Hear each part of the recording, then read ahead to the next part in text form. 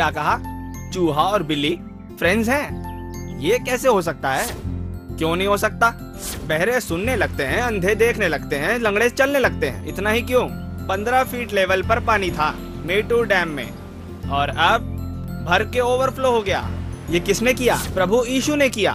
तो हमारी कहानी में भी चूहिया और बिल्ली फ्रेंड्स हो जाते हैं। वो तो ठीक है। अब इसमें चूहिया कौन है जानते हैं? कविता। और बिल्ली बबीता। और इन दोनों का घर बिल्कुल आमने सामने है, और ये दोनों पढ़ाई करती हैं बीकॉम, एक ही कॉलेज, एक ही क्लास, लेकिन दोनों के गुण एकदम अलग है। कविता नेगेटिव है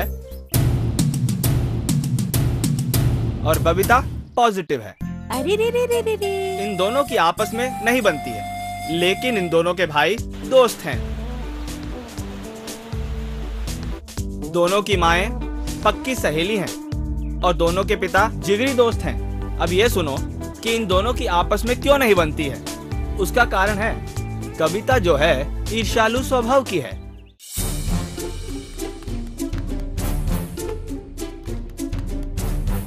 पापा, आपने देखा? क्यों, क्या हुआ? सोने का भाव जो एकदम से चढ़ गया है, उसकी बात कर रही है? उसकी बात नहीं कर रही हूँ। वो जा रही है ना आपके दोस्त की बेटी।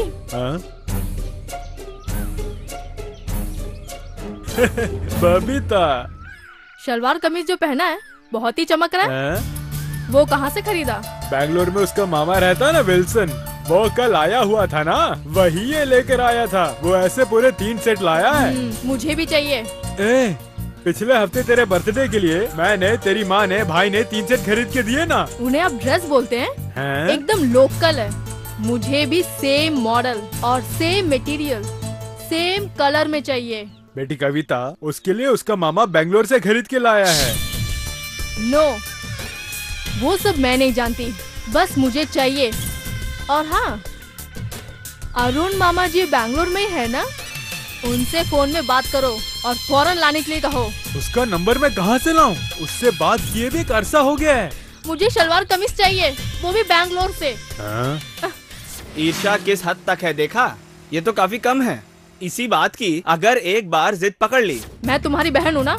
हाँ छुटकी। मेरे ऊपर जरा सा भी प्यार है? तू ऐसी बात क्यों कर रही है? जो मांगूंगी मुझे लाकर दोगे ना? आज तक तेरी कोई मांग ठुकराई है क्या? ये बात है तो ठीक है, जरा ये देखो। झुमका है? ठीक ऐसा ही। नो नो, यही मॉडल, लेकिन इससे भी महंगा वाला चाहिए। ला कर दो। लेकिन ये तो सोने का नहीं लग रहा है। मैं जानती हूँ, गोल्ड कवरिंग है। ये बता, ये कान है किसका? तुम्हारा जिगरी दोस्त है ना, प्रताप। उसकी प्यारी सी बहन का है। अरे वाह, अपनी बबीता का। Okay, right right right. कल वो लोग फैमिली के साथ परचेजिंग के लिए गए थे ना? तुम अपने दोस्त के साथ में ही घूमते हो ना?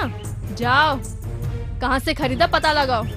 अगर ये 500 रुपए का है तो मेरा 1000 का होना चाहिए। छुटकी, रोल गोल्ड का क्यों चाहिए? मैं सोने का दिलाऊंगा। नो, गोल्ड का या रोल गोल्ड का बात वो नहीं है। अगर ये प्लास्टिक का भी होता तो उससे भी ज्यादा मैं खरीद के पहनती। बस उससे बेटर होना चाहिए। मेरे लिए खरीद के ला सकते हो या नहीं? ट्राई करूंगा। ट्राई? तुम चाहते हो कि मैं तुमसे बात करूं? तो इससे भी बढ़िया झुमका लेकर आना। ये जो जिद है आपके घर की तरह है, मेरे घर की तरह नहीं है। बहुत ही खतरनाक जिद है। और जो गुस्सा है नाक पे रहता है, हमेशा जलते रहना। खैर ठीक है, किसी को गुस्सा आता है, जलन भी होती है, लेकिन ये सब किस वजह से होता है? कोई कमी होती है तो छुपाने की कोशिश करते हैं। तो ठीक है, कविता के अंदर ऐसी कौन सी कमी है, देखोगे ना? छुटकी, तू बीए हिस्ट्री कर सकती थी ना? क्यों? मैंने अकाउंटेंसी ग्रुप जो लिया है उसमें क्या प्रॉब्लम है? कुछ नहीं, ये ग्रुप तेरे लिए टफ रहेगा ना। तू बहुत स्ट्रेन कर रही है। घटाना हो तो जोड़ती है, जोड़ना हो तो घटाती है। और सिंपल सा सवाल, भाग करना हो तो 1 घंटे तक बस सोचती रहती है। हेलो ब्रदर, बेकार में मेरा मजाक मत उड़ाओ। अगर तुम जानते हो तो सिखाने की कोशिश करो। सुन छुटकी, एग्जाम के लिए 4 दिन बचे हैं। किताब के 10 लेसन भी पार नहीं किए हैं।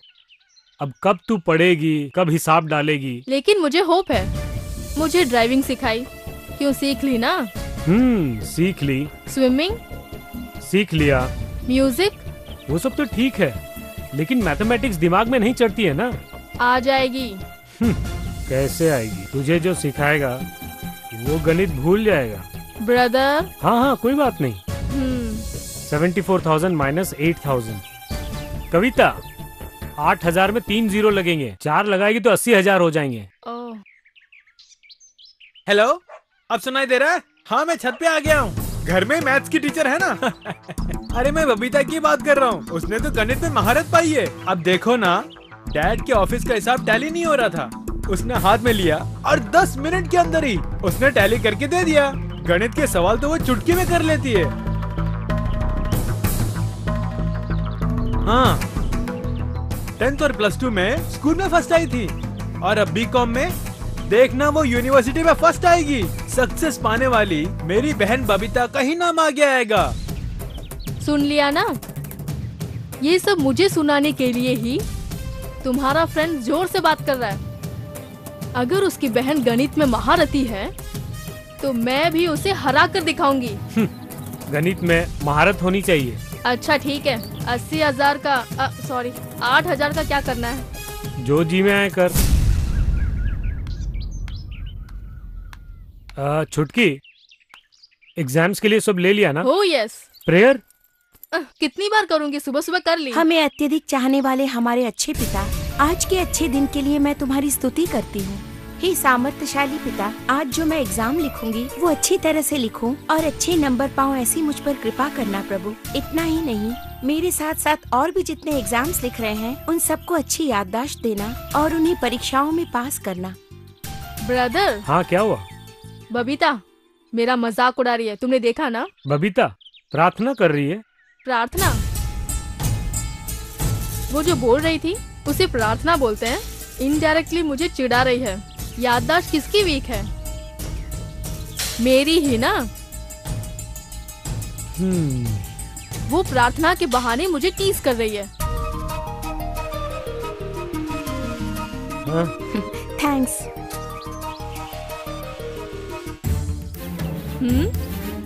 सिग्नल दे रहे हो? माय डियर ब्रदर, एग्जाम लिखने के लिए क्या क्या चाहिए? और क्या, अच्छा दिमाग। अपने आप को अक्लमंद समझते हो? खाली दिमाग काफी नहीं होता है ब्रदर। उसके लिए पेन भी चाहिए लिखने के लिए। बबीता मैडम जाएंगी सही और पेपर भी लेंगी, लिखने के लिए अपना पेन भी निकालेंगी, लेकिन वो पेन लिखेगा नहीं। कविता, आज सुबह जब वो पढ़ रही थी तो बबीता मैडम चाय पीने के लिए अंदर गई और उस वक्त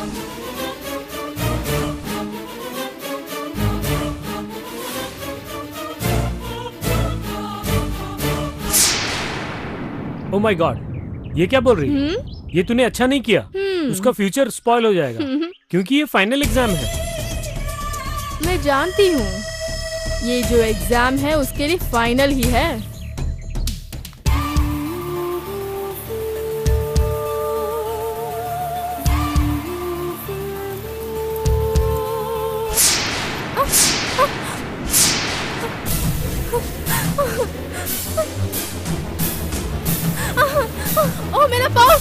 मेरा पाउच गिर गया है।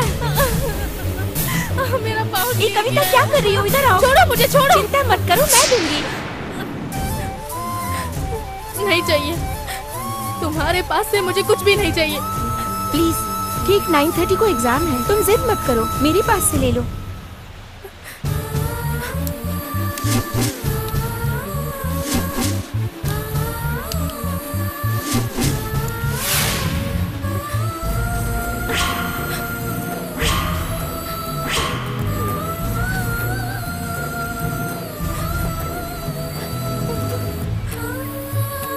ये जो है अच्छा एग्जाम लिखने के लिए मेरे पिताजी ने प्रेयर करके मुझे दिया है। ये लो, इसे तुम रख लो। और ये ऑल द बेस्ट बोलकर भैया ने मुझे दिया है, इससे मैं लिख लूंगी। नो कविता, प्लीज मत रो, तुम मेरी अच्छी दोस्त हो ना, तुम्हें ऐसे रोना नहीं चाहिए। नहीं, मैंने जानती हूँ, मैं सब जानती हूँ। तुमने पेन की रिफिल निकाल दी थी, ये भी मैं जानती हूँ। I am sorry. It's okay dear. Babita, तुम बहुत अच्छी हो। तुम भी तो बहुत अच्छी हो। अगर मैं अच्छी हूँ तो मेरी सहेली तुम भी तो अच्छी होगी ना। कविता, तुमसे एक बात कहूँ, बुराई के बदले बुराई, उदासीनता के बदले उदासीनता, इस प्रकार न करके बल्कि उसके बदले तुम अपने लिए आशीर्वाद स्वतंत्रता से पाओ। उसके लिए जिसने बुलाया है उसके पास जाकर उसे जानकर आशीर्वाद प्राप्त करो। बाइबल हमें यही तो बोलती है ना। तुम मुझे कितनी अच्छी लगती हो पता है। गेम्स, ड्राइंग, स्पीच में तुम्हारे अंदर कितना टैलेंट है पता है। लेकिन मैथ दिमाग में चढ़ता ही नहीं है। जरूर चढ़ेगा। आज तुम अपना एग्जाम लिखो। सपोज फेल भी हो गई तो परेशान मत होना, तुम्हारी फ्रेंड मैं हूँ ना। एकदम से एरियर्स लिखना। यूनिवर्सिटी में फर्स्ट मैं तुम्हें दिलवाऊंगी, मैं तुम्हें सिखाऊंगी।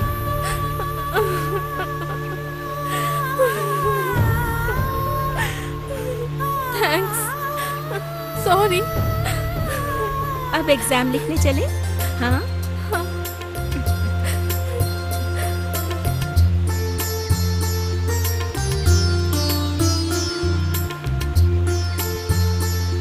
देख लिया, चूहा और बिल्ली आपस में दोस्त बन सकते हैं, ये मानते हो ना।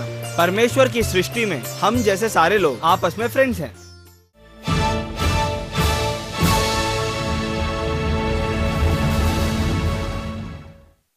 प्रिय बंधुओं, यीशु मसीह के नाम में मैं आपका हार्दिक स्वागत करता हूं। ये आपका अद्भुत समय है। प्रभु यीशु आपके लिए एक चमत्कार करके आपको प्रसन्न करने वाले हैं।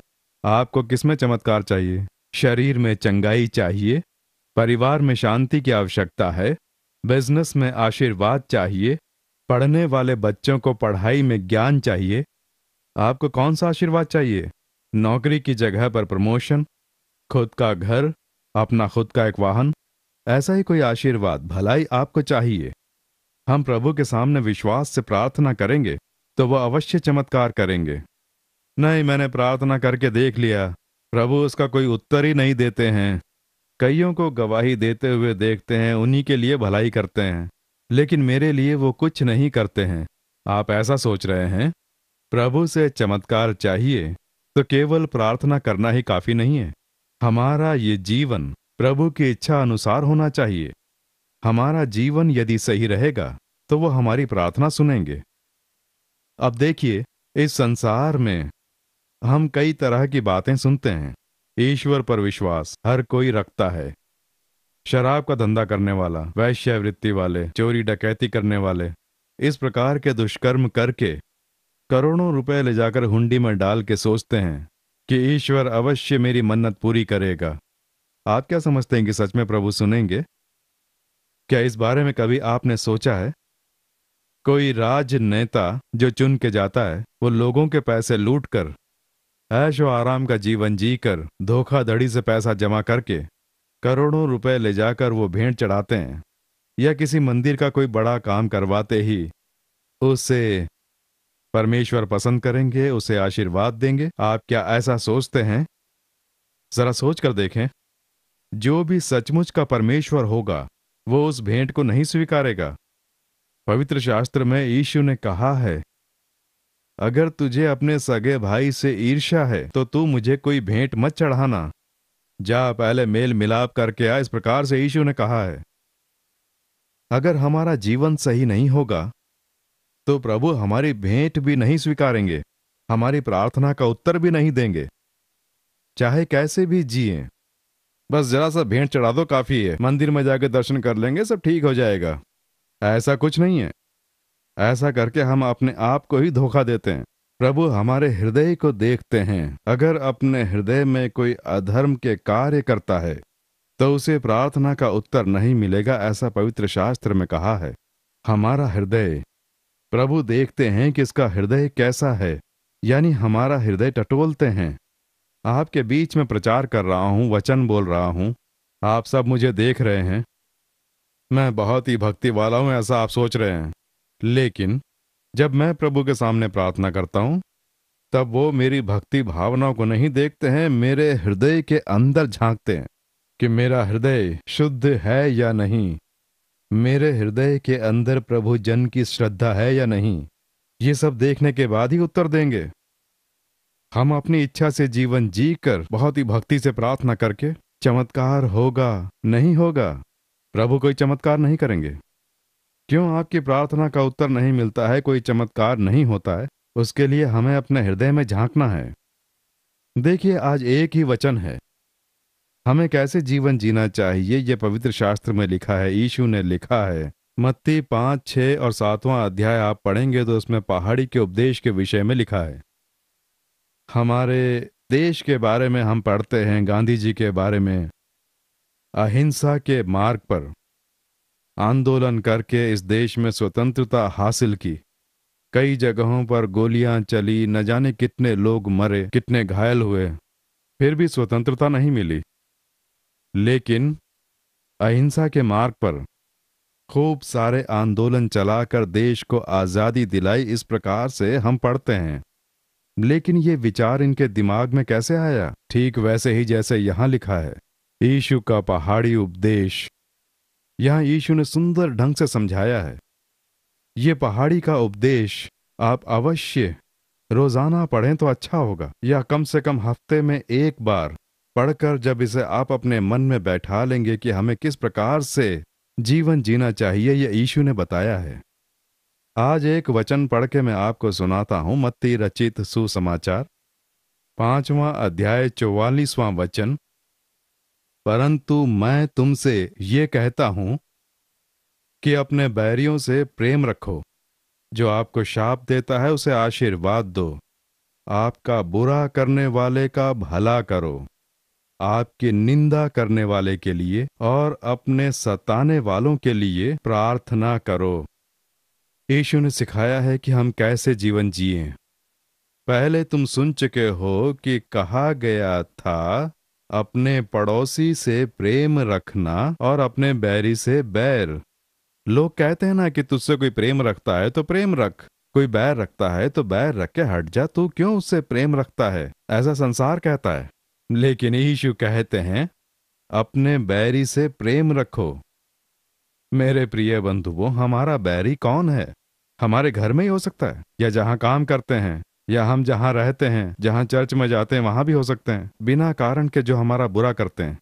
आप उन्हें अपना बैरी ना समझकर उनसे प्रेम रखें, प्यार से उनसे बातें करें। कुछ लोग हमें अपना बैरी समझेंगे, पर हम क्या कर सकते हैं? कुछ नहीं कर सकते हैं, क्योंकि ये समाज ही ऐसा है। अंतिम समय में इस प्रकार के हृदय वाले ही सबसे अधिक पाए जाएंगे। वो हमारे साथ ही होंगे और अपने मन के अंदर बैर रखा होगा, धोखा देने के लिए प्यार जताएंगे, हमारे विरोध में बात करेंगे, लोगों को भड़काएंगे, इधर उधर की बातें करके हमारे मन को ठेस पहुंचाएंगे। हमसे कुछ पाने की इच्छा में होंगे, जब नहीं मिलेगा तो हमसे ईर्ष्या करेंगे, और ईर्ष्या के कारण वो इधर उधर की बातें करेंगे, क्योंकि यही फितरत है। लेकिन यीशु कह रहे हैं, इस प्रकार के लोगों के बीच ऐसी परिस्थिति में आप अपने बैरियों से प्रेम रखें। आपको उनसे हानि पहुंची होगी, आपके मन को ठेस पहुंची होगी, लेकिन आप उनसे प्रेम रखें। ये भला कैसे होगा? वो प्रेम यीशु हमें देंगे, हमसे नहीं होगा। यीशु ही हमें वो प्रेम दे सकते हैं, क्योंकि क्रूस पर उसे घाव दिए, अपमान किया, निंदाएं की, झूठे आरोप लगाकर उसे क्रूस पर चढ़ाया, जबकि किसी का उन्होंने बुरा नहीं किया, किसी के बारे में कभी बुरा नहीं कहा, हर किसी का भला ही किया। उसका अपमान करके उसे क्रूस पर लटकाया। इससे कुछ लोग बहुत आनंदित हुए, ये देखकर कई लोग बहुत खुश हुए। यीशु अपमानित होकर लटके हैं, दुख के मारे लटके हैं, हमने क्रूस पर लटका दिया, ऐसा बोल बोल कर खुशियां मनाते हैं। लेकिन यीशु उन्हें देखकर क्या कहते हैं? पिता, इन्हें क्षमा करना। वैसा हृदय, यीशु मसीह का हृदय जो शत्रुओं से भी प्रेम रखता था, वो हृदय केवल यीशु ही आपको दे सकते हैं। प्रिय बंधुओं, क्षमा कर दें। प्रेम रखें, उन्हें आशीर्वाद देकर प्रार्थना करें। आपसे हो सके तो उनका भला करें। जिसने आपका बुरा किया उसका आप भला करें। जब ऐसा करेंगे तो आपके प्रार्थना करते ही यीशु आपके लिए चमत्कार करेंगे। आप जैसे ही वचन अनुसार जिएंगे चमत्कार होगा। देखिए, स्टेन्स मिशनरी ऑस्ट्रेलिया के अपने देश को छोड़कर यहाँ उड़ीसा में आकर कुष्ठ रोगियों की भलाई करने वाले हृदय के साथ आकर, देखिए, सपरिवार रहकर उन्होंने यहाँ पर सेवा की। भलाई करने का उन्हें क्या फल मिला। कुछ लोग ईर्ष्या के साथ खड़े हुए और उन्हें उनके 2 बच्चों के साथ जिंदा जला दिया। देखिए कितना भयानक है। सोच के देखिए, जिंदा जलाना ये कितना भयंकर एक कार्य है। उसकी पत्नी विधवा हो गई, उसकी केवल एक बच्ची ही बची। अब उसके भविष्य का क्या होगा। वैसी परिस्थिति में उसके आदमी को 2 बच्चों के साथ जिंदा जला दिया, अत्याचार ढाकर उनकी हत्या कर दी गई। ऐसे में सोचिए आप क्या करेंगे। सोचिए मन में कैसा विचार आएगा। कितने ही लोगों ने जो बच्चे मरे उनके लिए 15 साल 20 साल अदालत में केस लड़ा। मेरे बच्चों की मौत को न्याय मिलना चाहिए, मेरे पति की मौत को न्याय मिलना चाहिए। अखबारों में इस प्रकार की हम खबरें ही पढ़ते हैं। लेकिन उस सेंट मिशनरी की उस पत्नी ने कहा, मैं उन्हें मनपूर्वक क्षमा करती हूं। मेरे पति और मेरे 2 बच्चों को जिंदा जलाने वालों को मैं क्षमा करती हूं, उनसे प्रेम रखती हूं, ऐसा उसने कहा। ये उससे कैसे हो पाया। यही है यीशु का प्रेम। ये प्रेम हमारे हृदय में आ जाए। हमारे चारों तरफ चाहे कुछ भी हो, कितने ही लोग हमारे विरोध में खड़े हो जाएं, कुछ भी बोलें, चाहे कुछ भी लिखें, हमारे मन को ठेस पहुंचाएं, क्षमा करके आगे बढ़ जाइए। इससे आपको क्या लाभ होगा। आप हमेशा संतुष्ट रहेंगे, हम हमेशा प्रसन्नता में रहेंगे। विरोध में बोलने वालों के मन को ही ठेस पहुंचेगी। आप क्षमा करके उनके आशीर्वाद के लिए प्रार्थना करें और यीशु में संतुष्ट बने रहें। तब आपकी हर एक मन्नत यीशु पूरी करेंगे। आज ही सोच कर देखें, आपके चारों तरफ, आपके घर में, जहां काम करते हैं, गली में, या जहां आप आया जाया करते हैं, किसी के कारण आपको कोई हानि पहुंची है। किसी ने आपका बुरा किया या किसी ने कुछ बोलकर आपको ठेस पहुंचाई है। किसी के प्रति मन में कड़वाहट न रखें। अपने विरोधी को क्षमा करके भूलकर संतुष्टमय जाते रहिए। यीशु आपको आशीर्वाद देंगे। आप हमेशा प्रसन्न रहेंगे। आप प्रार्थना करें। परम पिता, इन बच्चों के लिए मैं प्रार्थना कर रहा हूँ। तुम्हारे वचन अनुसार जीने के लिए हमें एक अच्छा हृदय प्रदान करो। बैरी से प्रेम और शाप देने वाले को आशीर्वाद देने के लिए, बुरा करने वाले का भला करने के लिए एक अच्छा हृदय हम लोगों को प्रदान करो। उस प्रकार का प्रेम हमारे हृदय में भर दो। आज मेरे साथ प्रार्थना करने वाले इस भाई को, इस बहन को उस प्रकार का हृदय तुम प्रदान कर रहे हो। इनके मन के पछतावे को तुम बदल रहे हो। इनके दुखों को यीशु तुम बदल रहे हो। दूसरों के प्रति जो बैर है, कड़वाहट है, उसे तुम बदल दो। मन पूर्वक क्षमा करके भूल कर यीशु में बने रहें, वैसी सहायता करो। तुम्हारी संतान ने वचन अनुसार जीने के लिए मेल मिलाप किया, इसलिए आज ही इनके इच्छित कार्यों में तुम चमत्कार कर रहे हो। बीमारी दूर हो जाए यीशु के नाम में। शरीर को पूर्ण चंगाई मिले यीशु के नाम में। कर्ज की समस्या दूर हो जाए, संतान सुख की प्राप्ति हो। व्यापार में आशीर्वाद मिले, जो रुकावटें हैं भलाई की वो दूर हो जाएं। यीशु के नाम में चमत्कार होने चाहिए। इन परिवारों में आशीर्वाद व भलाई आनी चाहिए। इनके इच्छित कार्यों में चमत्कार करके इन्हें प्रसन्न कर दो। यीशु मसीह के नाम में प्रार्थना कर रहे हैं परम पिता। आमीन, आमीन। प्रिय बंधुओं, प्रभु ने आपकी प्रार्थना सुनी। प्रभु के वचनों को पढ़ें और उसी के अनुसार जीवन जिएं। आप हमेशा संतुष्ट रहेंगे। आपके प्रार्थना करते ही प्रभु के पास से उत्तर मिलेगा। आमीन।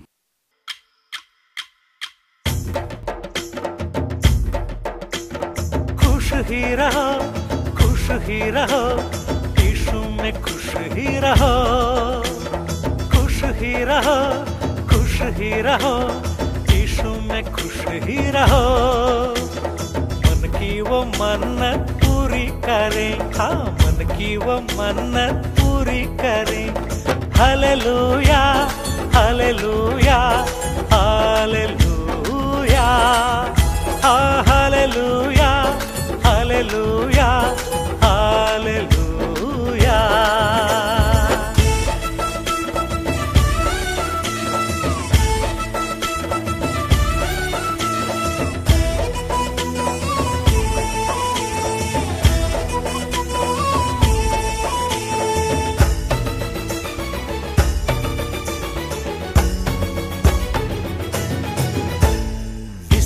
करें, सीमाओं का कष्ट भी दूर करेंगे। विस्तृत करें सीमाओं का कष्ट भी दूर करेंगे। वो हमको सब कुछ दे देंगे। ए हार नहीं जीत है ये जीत। ए हार नहीं जीत है ये जीत। खुश ही रहो, खुश ही रहो, यीशु में खुश ही रहो। खुश ही रहो, खुश ही रहो, यीशु में खुश ही रहो। मन की वो मन्नत पूरी करे, मन की वो मन्नत पूरी करे। Hallelujah, hallelujah, hallelujah, hallelujah, hallelujah, hallelujah.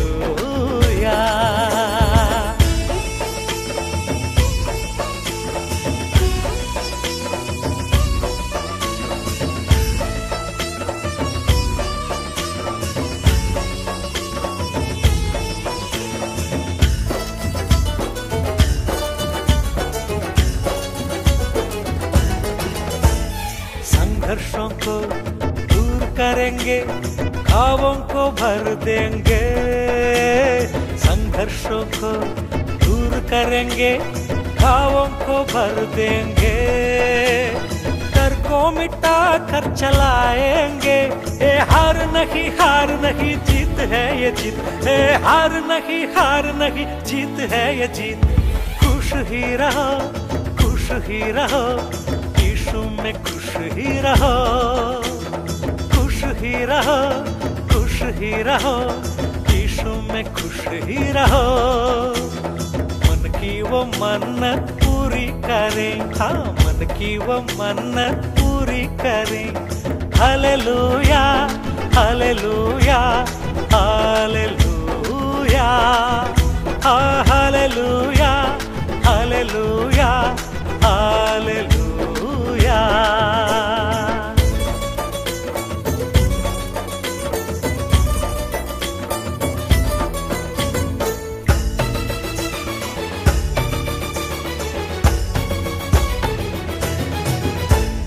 आशीष की वर्षा करेंगे, खुशियाँ भी संग देंगे। आशीष की वर्षा करेंगे, खुशियाँ भी संग देंगे। हाथ पकड़ के चलाएंगे। ए हार नहीं जीत है ये जीत। ए हार नहीं जीत है ये जीत। खुश ही रहो, खुश ही रहो, यीशु में खुश ही रहो। खुश ही रहो, खुश ही रहो, यीशु में खुश ही रहो। मन की वो मन्नत पूरी करें, मन की वो मन्नत पूरी करें। Hallelujah, hallelujah, hallelujah, hallelujah, hallelujah.